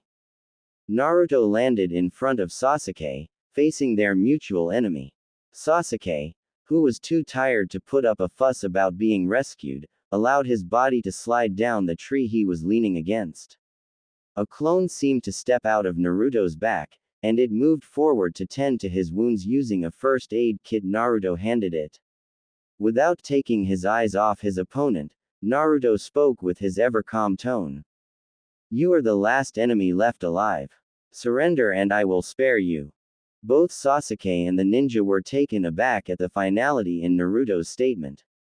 Shaking off any hesitation the Chunin-level ninja might have felt, he prepared to engage this obvious genin. Up in the branches, hidden from all but Naruto's senses, Kakashi watched as his blonde-haired student defended his teammate. He decided to take this opportunity to see if he could finally gauge his enigmatic student's level. The enemy Chunin rapidly covered the distance between Naruto and himself and launched a spinning kick at his head. Naruto's right arm came up and blocked the opening attack. Not giving his assailant any chance to recover, Naruto's left hand came up with his ninjutsu aim to pierce the ninja's chest, only to go through a log as his opponent replaced himself. Naruto ducked as a katana cut through the place his neck had been moments before. He spun around and deflected a thrust aimed at his chest, and continued to parry all attacks coming his way with casual ease. He noticed that the more he toyed around with his opponent, the angrier and sloppier his motions became. Deciding that he needed one more push, he turned his body away from his enemy, and while his right hand kept on parrying all attacks aimed at him, his left hand reached into his pouch, pulled out his ever-faithful book, and he began to read. All the people present in the clearing gaped at him, the attacking ninja included. With a vein throbbing in his head, he stomped his foot and screamed out, "Doden, Doryuso, Earth Release, Rising Stone Spears." The ground around Naruto surged upwards in the form of hardened spikes of stone. Before any of the rising spears could harm him, Naruto stretched his sword out and spun his body in a circle while saying, "Raiden, Kangekiha, Lightning Release, Wave of Inspiration." Lightning surged down his blade and erupted in a straight line from the tip, resulting in a 10-foot-long blade of condensed lightning chakra with which he described a circle, 10 feet in radius. The lightning cut through the spikes as though they were not even there. When he came out of his spin, he was facing the ninja, and before the ninja could launch another attack, Naruto indicated that he should look at his feet. Almost against his will, his gaze dropped down to find a kunai planted in front of him. Bewildered, he looked left and right to find kunai there as well, almost as though he were standing in a triangle. With a dawning sense of dread he looked up in time to hear Naruto speak, "Raiden, Kaminari Shibari, Lightning Release, Thunder Binding." Lightning burst forth from each of the three kunai to form a pyramid of crackling energy. The ninja struck one of the walls of the barrier with his sword, only to drop it as a current was grounded via his body, resulting in a painful shock. Seeing that the enemy was safely contained, Naruto turned a bland look up at Kakashi's hiding place, causing his sensei's eyes to widen in shock. Brushing off his surprise, he shunshined to his student's position and patted him on his head with an eye smile. Sakura had gotten out of her tree already and was finishing the job Naruto's clone had started in bandaging up Sasuke's wound. Both she and Sasuke had been stunned to see the way their teammate handled the enemy ninja, both fully aware that neither of them could have faced an opponent of that caliber. Kakashi turned his attention to the Chunin, who paled when he recognized the legendary ninja that was eyeing him like one of his Ninken would eye a steak. Motioning for Naruto to release the lightning prison, he blurred forward and took hold of the Chunin, then vanished to question him. The screams of pain and terror, which originated from the direction Kakashi took the enemy ninja, served to remind his three students that for all his laziness and goofing off, their sensei was still the legendary shinobi, Copy Ninja Kakashi. Kakashi finished interrogating his prisoner and determined that there would be no more ambushes along the way. He returned to his students and instructed them on how to clean up after such battles, even showing them how to scavenge any useful items. After the three students of Team 7 had cleared up the dead bodies, with Sasuke getting to use his fire jutsu on the bodies, Kakashi led them back to the caravan. He was pleasantly surprised to note that Naruto had left a few clones to make sure that the caravan remained unharmed while they were taking care of the last of the bandits. In short order, the merchant train resumed its journey and, with no further complications, finally arrived at their destination. Kakashi got the mission scroll signed and turned to lead his team back to Konoha. The cry of a messenger falcon drew his attention, and noticing the Konoha symbol on its band, he raised a hand for it to land on. He retrieved the message and read it quickly. When he realized that he did not need to respond, he allowed the falcon to leave and turned to face his team. His voice was grim as he spoke. Team 10 has requested immediate backup. Their Junin sensei is injured and we are the closest team to them. Sakura perked up at the opportunity to meet Ino again and asked him where they were going. The answer came to Naruto before Kakashi spoke it. The land of waves. Kakashi's sensitive nose finally picked up the scent of a large body of water up ahead. Finally, we're almost there. He had been leading his team at a punishing pace, cutting a direct path from the land of fire's capital to the land of water. They had had to stop for a break once, when Sakura missed the jump to the branch ahead of her due to fatigue. Only Naruto's quick reaction had saved her from serious injury. He had been glad to notice that while Sasuke had been slightly winded, he could still clearly continue for longer. Neither he nor Naruto had even felt the exertion of the pace yet. After that quick break, they had resumed their tree jumping towards wave and were now finally approaching it. Kakashi stealthily led his team on a circuitous route to the target's house, intending to conceal their presence from any hostiles in the area, for as long as he could. When they got close enough to the client's house, they dropped down to walk the rest of the way. Walking at the head of the formation, his lack of reading material expressing the level of his seriousness, Kakashi cut an intimidating figure. Without breaking stride, he casually called out, "Genin Nara, report." Sakura and Sasuke were startled, though Sasuke hid his surprise better, and turned to notice Shikamaru emerge from a shadowed portion of the forest they were cutting through. Running a lazy gaze over the team, he replied in a voice tinged with relief. "We encountered the first sign of hostilities a few hours after leaving Konoha, 2 Chunin, the demon brothers. Asuma-sensei took them out, then got the full story from Tazuna-san. Ino wanted to continue and eventually managed to convince sensei to as well. Next we encountered a rank missing in Momochi Zabuza. Sensei engaged with him and got injured, though he was able to injure him in return." Given a simple nod to his report, Kakashi continued on towards the house in the clearing, Shikamaru following along with the rest of Team 7. Before he got to the door, it was flung open to reveal the visibly relieved face of Yamanaka Ino. Rushing forward, the blonde-haired Kunoichi spoke in an anxious tone. "Kakashi-sensei, thank Kami you're here. Asuma-sensei is hurt, can you help him?" Giving an eye smile, Kakashi replied, "I'm sure Sakura can be of some help with that. Why don't we go inside to see him?" At the mention of Sakura, Ino finally noticed the students that trailed behind the legendary Junin. She cast a disbelieving glance at Sakura, completely doubting her usefulness in the situation, and then turned an adoring smile on Sasuke. Sakura's buried fangirl reared its head and she growled at Ino to back off.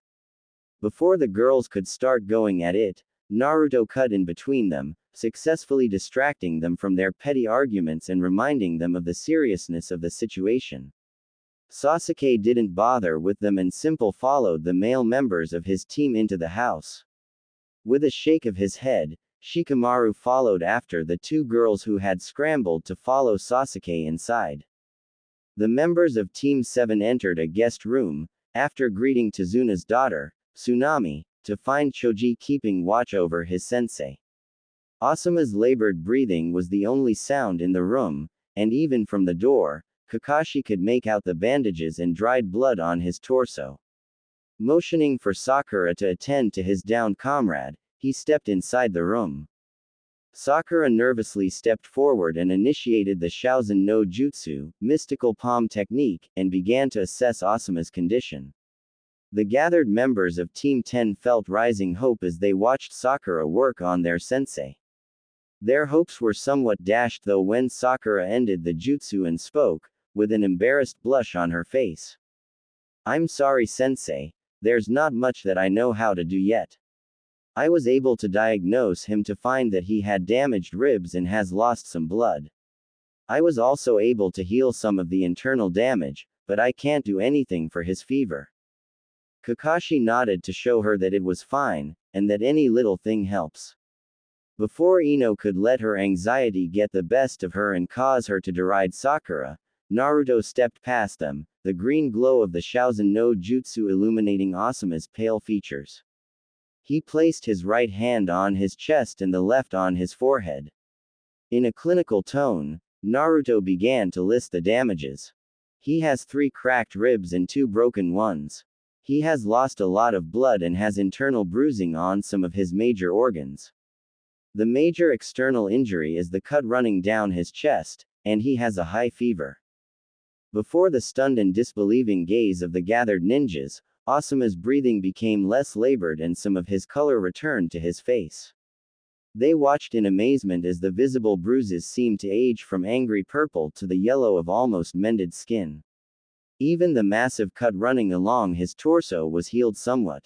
With a final surge of green chakra, Naruto moved back as Asuma took a deep breath and opened his eyes. The members of Team 10 forgot their surprise in favor of crowding around their sensei, expressing their relief at his return to consciousness. Naruto calmly ignored Kakashi's probing gaze and Sasuke and Sakura's stunned and annoyed looks, all in favor of watching the reunion of Team 10. Asuma finally turned his eyes to the amused gaze of his fellow Junin, and spoke in a slightly questioning tone, knowing that Kakashi wasn't all that capable with medical jutsu. Ah, so they sent you, huh? Thanks for patching me up. Kakashi lazily motioned towards Naruto, causing Asuma's eyes to widen in surprise, before he gave the blue-eyed ninja a look of gratitude. Naruto merely inclined his head in acceptance of his thanks. He then said, I'll leave you guys to it and go and check up on the clones I left to watch the house. Before Shikamaru could fully berate himself for getting distracted from his watch, Naruto glided out of the room, and not too long after, they heard the sound of the front door closing. Giving Kakashi a look, expressing that he wanted to talk to him about whatever that was later, Asuma turned back to reassuring his students. Later in the evening, after Kakashi and Asuma had talked in more detail about the mission and their respective students, the 8 shinobis sat around the dining table, along with Tazuna and Tsunami. An initially empty seat was left beside Tsunami for her son, Inari. During the meal, Inari kept scowling at the ninja seated around the table, slowly causing Sakura and Sasuke to become uncomfortable, having not had to put up with his behavior before. He seemed to find fault especially with Naruto, who throughout the meal had blatantly ignored him, not even giving any response to his dark glowers. After dinner, Naruto thanked Tsunami for the meal and promptly left the house, after mentioning that he would take the first watch. Asuma wanted to protest, thinking that Naruto had already done enough for the day, but he relented when Kakashi pointed out that the kid had more stamina than any 2 of the ninjas present, combined. Naruto had been sitting on the roof for 30 minutes before he heard the sound of someone climbing up to his spot, attempting to do so without being noticed. With no prior warning to indicate that he was aware of the person's presence, he spoke softly. Is there something you needed, Sasuke? Startled at being detected, Sasuke's brows furrowed before he decided to continue with the reason he had followed his teammate. Clenching his fists and speaking in a forceful and demanding tone, Sasuke replied. I want to know where you learned the things that you know. Quote. Taking Naruto's silence as confusion, he elaborated. A few years ago you were just a dead last wannabe ninja who was never going to amount to anything. Then you vanish for 3 months, only to return like this. I want to know how. Without turning his head, Naruto spoke into the air. And you, Sakura, do you also want to know the answers to these questions? Sasuke twitched, and then internally berated himself for letting his need for answers distract him from his surroundings. Sakura scrambled fully onto the roof and spoke up with a huff. Yes, I do. Where did you learn the medical jutsu you used? How did you learn to use a sword like you did? Also, how come you can do all those things like tree walking and even seal-less, silent ninjutsu? Sasuke's annoyance at Sakura's intrusion was forgotten as she pointed out other pertinent issues. Together, the both of them turned demanding gazes on their final teammate. Naruto's shoulders tensed, causing the other two to lean forward, thinking that they were getting to him. They flinched back in surprise the next moment as Naruto threw back his head and let loose belly-aching laughter. Sasuke and Sakura were too annoyed at being laughed at to appreciate how pleasantly smooth and deep Naruto's laugh was. After he had gotten over his amusement, Naruto stood and turned to face his teammates, fully aware that Asuma, Kakashi, and the genin of Team 10 were listening into their conversation. His face was devoid from any of his previous amusement, and with a serious tone that cut deeply into his demanding comrades, he said, "Get over yourselves. You seem to be suffering under the absurd belief that I owe you any explanations. When I was the dead last wannabe ninja, did you not ridicule and deride me? Now that I am skilled and capable, you believe yourself privy to my secrets. Ridiculous. We are teammates, and inherent in that description is the understanding that during missions I watch your back and expect you to watch mine. However, nowhere in that definition is the understanding that you have any right to know anything personal about me. We are teammates, but you spent years showing me that we are not friends." Over the course of his speech, Sakura had been growing more shamefaced, while Sasuke had grown tenser and tenser.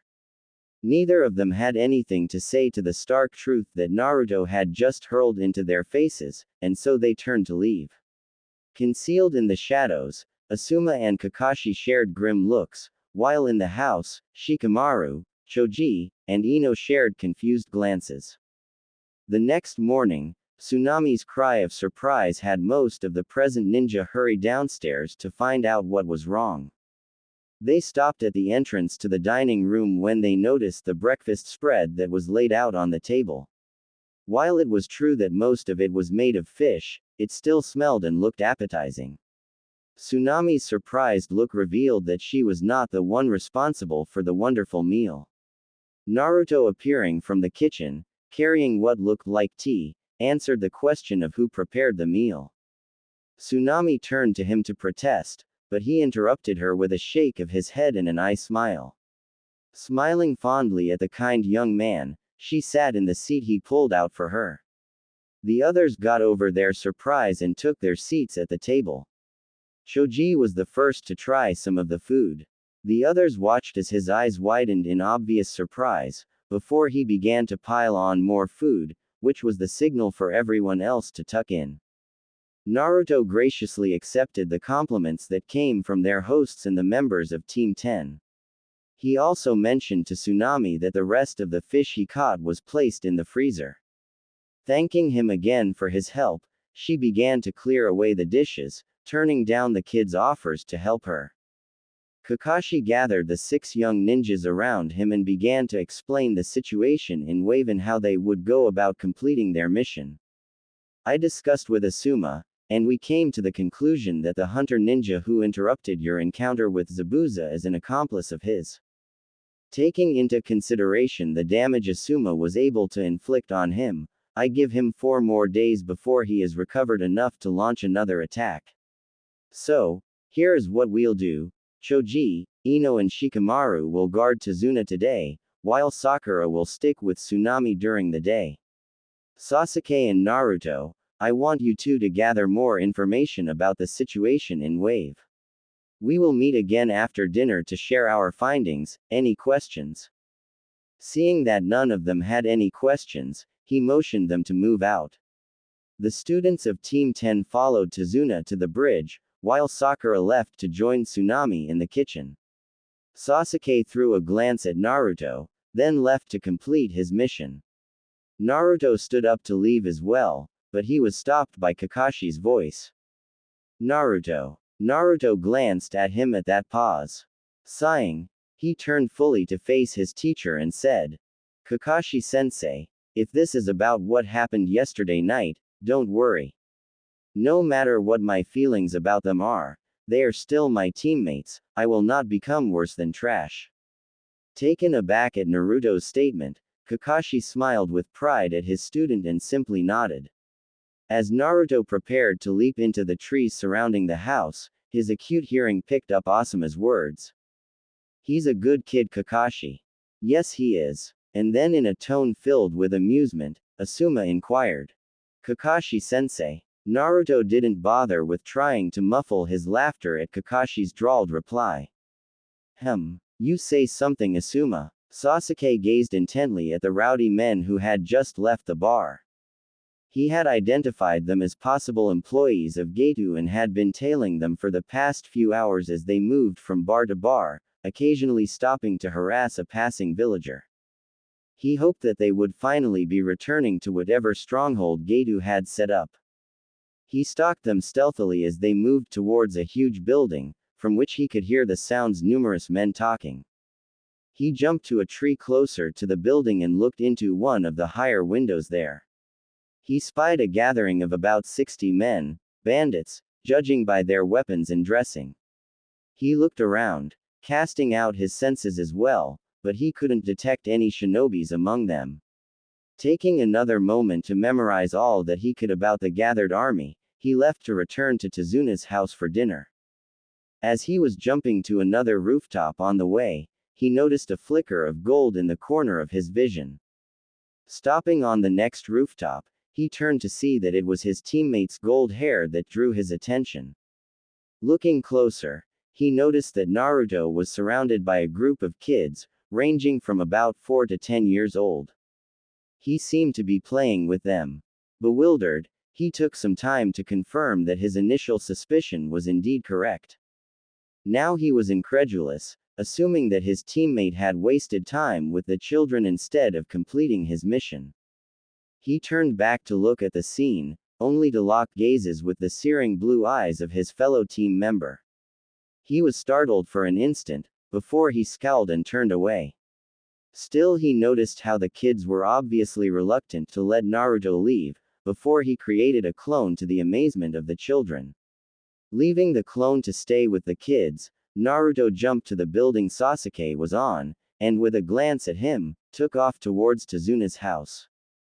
Tsunami had used the fish Naruto caught, as well as the few things she was able to buy from some merchants, to prepare the evening meal. During the meal, she and Tazuna spoke about their day, making sure to express gratitude towards the ninjas that were protecting them. Ino and Sakura then began to talk to Tsunami about girl stuff, while Tazuna engaged Asuma in a discussion. During the course of the meal, Naruto had been aware of Inari's steadily worsening mood. So when the little boy slapped his hand on the table, Naruto was not among those who flinched at the sudden noise. Why do you bother? What makes you think that you can stand up to Geto? What's the point in trying when you're all going to die anyway? Quote. Inari ran his gaze along those seated at the table, pleased to notice that he had grabbed their attention, until he noticed the repeated sound of chopsticks clinking against ceramic. Turning to Naruto, who was still eating, he snarled out. And you piss me off the most. Didn't you hear what I just said? You're all going to die, so why do you bother trying? There are no such things as heroes, so just give up before you die. Silence reigned in the room until Naruto finished his meal. Murmuring his thanks to Tsunami, he turned his gaze on Inari. After giving him a thoughtful look, he said, You must really hate your grandfather, and your mother too. Visibly taken aback at that statement, Inari gained a look of confusion on his face, but before he could respond, Naruto continued. You say that we are all going to die and so we shouldn't bother trying. Yet, we are assigned to protect your family, your grandfather and your lovely mother. That means that, by your argument, we should stop protecting them and let Geto do what he wants with them. Therefore, You must hate them. Inari's mouth opened and closed at Naruto's words, unable to think of anything to say, while the others watched on. Standing up, Naruto began to clear away his used plates, and while doing so, he continued to speak. You say that heroes do not exist. I say otherwise, but you are entitled to your opinions. I will say this though. All it takes for a hero to be made is for someone to stand up when others would sit down.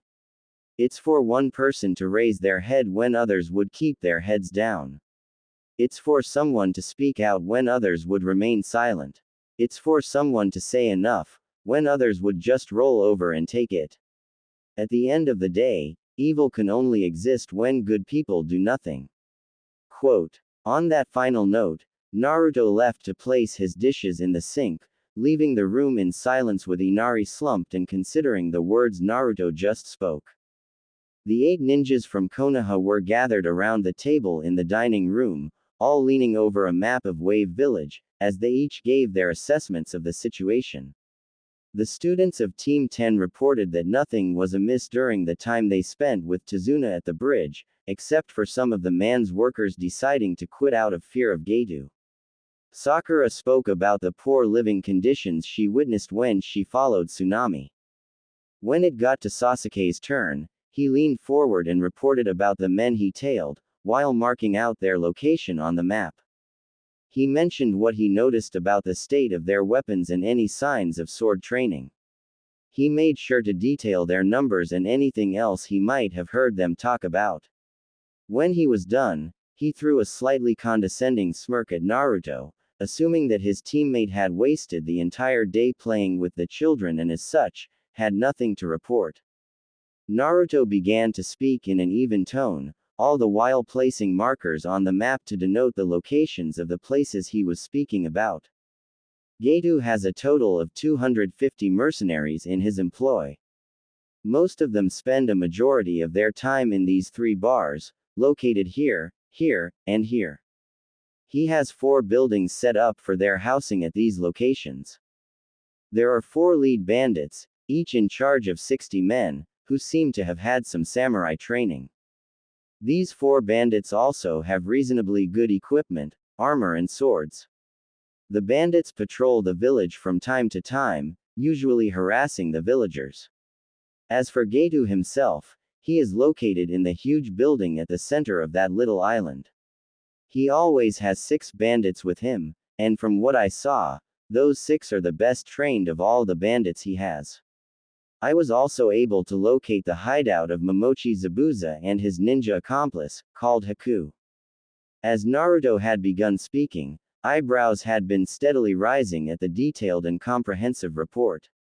Sasuke, in particular, was completely flummoxed at how much Naruto had been able to learn during the course of the day. However, when Naruto mentioned the missing nin, eyes widened all around. He continued before anyone could interrupt him. I was able to spy on them enough to know that this Haku has some knowledge of healing herbs and as such, Zabuza should be ready to attack in 2 days at the earliest, tomorrow, if he pushes himself. One final thing, I also learned some information that suggests that Gato plans to gate crash the confrontation between us and pick off the survivor. Done. Naruto leaned back and gave the others time to digest his long report. Being a prodigy, Kakashi was the first to process all the information and reach the proper conclusion. Gato never planned to pay Zabuza in the end. Also, after the fight, the survivor might be tired enough to get taken out by such a large force of bandits. He then cast a serious gaze at the genin gathered around him before meeting Asuma's eyes. Reading the reluctant acceptance in them, he continued. Seeing as how Asuma is not yet healed enough for a confrontation so soon, I will be facing Zabuza alone. This means it will fall to all of you to handle the accomplice as well as the mercenaries who might come after. The grim reality of the situation fully dawned on the gathered genin, and most of them found it hard to fathom. The genin of Team 7, having already had their first kills, were not as nervous as the others though. Nodding once he saw that they understood the situation, he dismissed them from the meeting, telling them to get as much rest as they could since they would all be following Tazuna to the bridge the next day. He turned back to Asuma to finish planning for the impending confrontation. During breakfast the next day, everyone was on edge. Sensing the tension in the air, the civilians were quiet all throughout the meal. None of them commented when Kakashi casually suggested that Tsunami and Inari should probably stay in all day with Asuma. After the meal, the genins of Team 7 and Team 10 followed Kakashi out, leaving Asuma to guard Tsunami and Inari. Kakashi instructed the genin of Team 10 to follow Tazuna towards the bridge, while Kakashi would lead his team through the trees, attempting to maintain the element of surprise. When they arrived at the bridge, they all noticed the heavy mist that hung in the air, obscuring everything. Having already gotten Asuma's account on Zabuza's modus operandi, Kakashi knew that today was the awaited confrontation day. He was pleased to notice that Shikamaru had correctly interpreted the situation, and that he had gotten the attention of his teammates. When they got closer to the bridge, they were all able to see the unconscious and, in some cases, dead bodies of most of the bridge workers. With a cry of horror, Tazuna rushed towards the nearest person, asking what had happened. With his last breath, the worker replied, a demon. A malicious chuckle cut through the heavy fog, instantly putting the gathered ninja on edge. The silhouette of two people, one tall man and a shorter person, became visible in the mist. Slowly emerging from the dense fog, Zabuza was revealed, with a relatively short masked effeminate ninja beside him. Giving off another hair-raising chuckle, he inquired. What's this? Baby genin without their mother hen of a Junin sensei. Well, this should be over quickly then. In a blur, he was standing next to Choji, his massive Zanbeitu already on a course to cleave the genin in twain. The sound of metal hitting metal cut through the air as a silver-haired figure was suddenly there, blocking the fatal attack. Zabuza's eyes widened in shock, before he choked on his breath, as a blade erupted from his chest. Barely managing to turn his head around, his eyes landed on a mop of golden hair. Even with his sword pierced through the demon of the mist's chest, Naruto's eyes were focused elsewhere. The impaled figure standing near him suddenly turned into water, as the clone was dispelled by the fatal hit. The sound of slow, mocking applause came from somewhere else, as another Zabuza stepped into view, his eyes locked on the genin that had taken out his clone. By this time, the other genin were only just catching up with Naruto's actions. The members of Team 10 were extremely shocked at the speed and proficiency their peer displayed. However, Zabuza's voice pulled them out of their contemplation. Hitaki Kakashi, the copy ninja. I'm looking forward to this fight. Haku, take care of the blonde-haired one. In a flash, Kakashi engaged Zabuza, taking their fight away from the rest. Haku stepped forward to fight Naruto, but he was interrupted by Sasuke. I'll be your opponent. And before any of the others could respond to that change, he dashed forward to clash with Haku.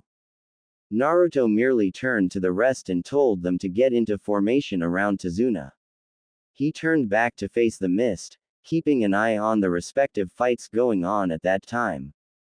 Kakashi used the kunai in his right to deflect the swing of the Zanbeitu, and then he followed up with a blurring jab towards Zabuza's torso with his left. The kunai held in his hand plunged into his opponent's chest, but he never faltered as he ducked in time to avoid a beheading strike from behind. Placing his hand on the floor, he sprung back with a full kick, which was only just blocked by Zabuza's quick reflexes. He still got pushed back though, allowing the two ninja to pause for a moment. Finally deciding to stop feeling each other out, the two blurred towards each other, significantly faster than before. Sasuke used the pause between their exchanges to take another measure of his opponent. He wasn't too certain if it was a boy or girl he was fighting, but it didn't matter. His opponent was fast, maybe even faster than him, although his hits were stronger.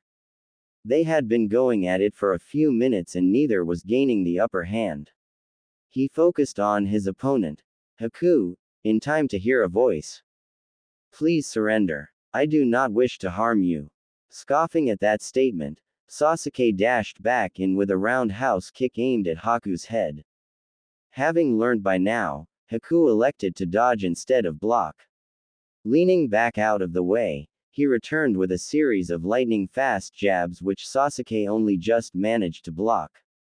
Suddenly pulling a Senbon out of the air, Haku lurched forward to disable Sasuke, only to have a kunai interrupt the path of his needle. Knowing that he stood no chance of overpowering the other ninja, Haku finally decided to use jutsu. Speaking to Sasuke, he said, "You should have given up when you had the chance, now, you have already lost." Sasuke's eyes widened as he noticed his opponent weaving one-handle seals. Suddenly Haku stomped his foot and said, "Hyoten, Sensatsu Susho, Ice Release, Death by 1,000 Flying Water Needles." His gaze was drawn downwards as he noticed the movement of the puddle of water next to them. Suddenly, the water sprang up into the air and froze into lethal ice needles before his disbelieving eyes. Knowing what would come next, Sasuke's eyes frantically searched for an escape route. Wanting to smack himself for being dumb, he channeled chakra to his legs and blurred out of the way in time to escape being made into a pincushion. Haku glanced left and right, looking for his elusive prey, before a shadow had him looking up, only to receive a powerful kick to the face. Sasuke smirked as he watched Haku painfully get back to his feet. His smirk left his face at Haku's next words. "I did not want to go this far, but for Zabuza-sama I will kill my heart, and kill you." Hyoten. Maku Hyusho, Ice Release, Demonic Ice Crystal Mirrors. Sasuke watched with rising trepidation as a dome, made up of numerous ice mirrors, rose up around him. Haku stepped into the mirror nearest to him, and suddenly, his image appeared in every single mirror. Every single one of the images held up a couple of Senbon and took aim. Suddenly the air was filled with flashing needles, and before Sasuke knew what had happened, he found himself stabbed in numerous places, needles sticking out everywhere. His eyes widened as his body lurched forward in shocked pain. Haku brought up another hand with Senbon while Sasuke was pulling out whatever Senbon he could get to. He vanished from the mirrors, blitzing through the air at insane speeds, leaving Sasuke with many more Senbon sticking out of his body. Against his will, a scream of intense pain was wrenched from his throat as he fell to his knees, his body incapable of putting up with the strain. Kakashi whipped around at the pained sound coming from where the genin were. Before he could go and check up on them, Zabuza was suddenly in his face, swinging at him. Having already revealed his Sharingan eye, he was able to dodge the swipes and retaliate when he saw an opening. The figure in front of him turned to water at his fatal strike, causing him to whirl in surprise, searching for his foe. A quicksilver flash of intuition had him speeding towards Tazuna, arriving just in time to get the old man out of the way of Zabuza's strike. His maneuver was not without cost, however, and he gained a long gash along his chest for his troubles. Not even flinching at the pain, he lashed out with a powerful kick which connected and propelled Zabuza away from the genin. Pausing in his dash to re-engage the Nukenin, he locked gazes with Naruto, and after a moment, he nodded at his student. Naruto threw a glance at the four genin behind him as his sensei dashed off once more. He spoke up in his usual calm and unbothered tone. "Stay and keep an eye on the old man. Sakura, prepare to give aid to Sasuke, I'll be returning with him shortly." He then turned back to the mist, and vanished without a trace. Haku prepared to throw a final barrage of Senbon at his opponent. They had been at it for minutes now, and Sasuke had noticed that over time, his eyes were getting more attuned to Haku's dazzling speeds. Finally noticing that he could almost follow his enemy's movements, he realized that he must have awakened his bloodline limit, the Sharingan. A quick glance into one of the mirrors revealed that his deductions were spot on. It was pointless, however, as, after attempting to use a grand fireball to melt a mirror, and failing, he was too low on chakra to do anything with his Sharingan except watch his death approach. He looked on as Haku prepared what would be the last of the Senbon barrages. Knowing that he couldn't do anything to prevent it, he waited to die.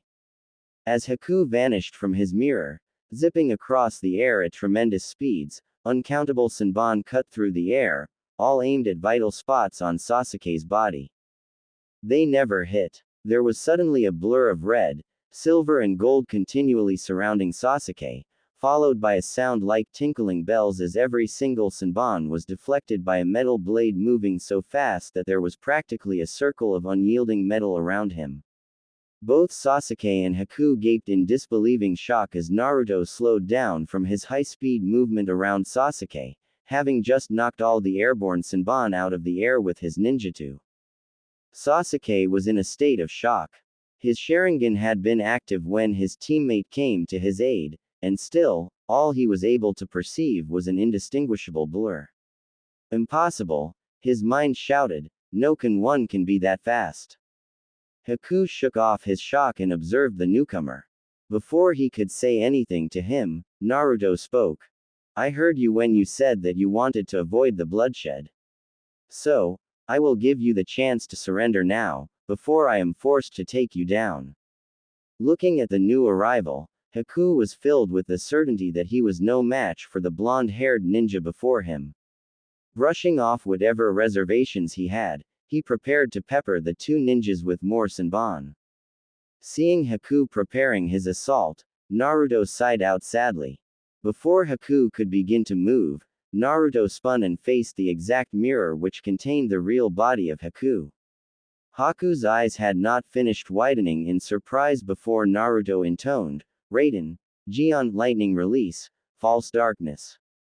A bright white spear of crackling lighting flashed out of Naruto's mouth, covering the distance to the ice mirror in an instant. Haku was unable to dodge it in time and so braced himself for impact as the spear reached the mirror, not expecting what happened next. The spear of lightning tore through the mirror like Haku's Senbons cut through the air moments before, causing Haku to let loose a gasp of pain as the bolt propelled him away, shocking him terribly. Sasuke's wide eyes traveled from the newly made hole in the dome, to his teammate. He suddenly felt a powerful surge of glee as he realized that he had had his Sharingan trained on Naruto when his teammate was performing the technique. His feeling of triumph was ruthlessly squashed in the next instant when he remembered that his teammate never used hand seals. The gleam of amusement in Naruto's blue eyes told Sasuke that he knew what he was thinking. Gritting his teeth, he turned away from his teammate in annoyance, only to be startled as he felt a hand on his shoulder, before the world blurred around him. He noticed that he was suddenly standing a few yards away from the other genin, just in time for his legs to finally fail him. Sakura and Ino caught him before he fell and began to fuss over his injuries, while arguing with each other on who should get to treat him. Seeing that they had everything in hand, Naruto turned to return to the lying figure of Haku. Approaching the slightly smoking body on the bridge, Naruto noticed that Haku was lying face down.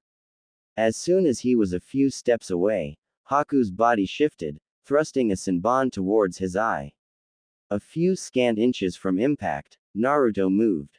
Haku's thrust pierced through the head of the afterimage left behind by Naruto, even as his body was already curling from the impact of the elbow planted in his gut. He was suspended in that position for the length of a breath, before momentum kicked in and he was propelled viciously further into the mist. Walking forward, Naruto sensed that Geto had finally arrived. Deciding to wrap things up, he clapped his hands then threw them forward, while intoning, Fuden, Repusho, wind release, Gale Palm. A surge of chakra-laced wind tore through the mist, easily dispelling it and revealing the entirety of the bridge for all to see.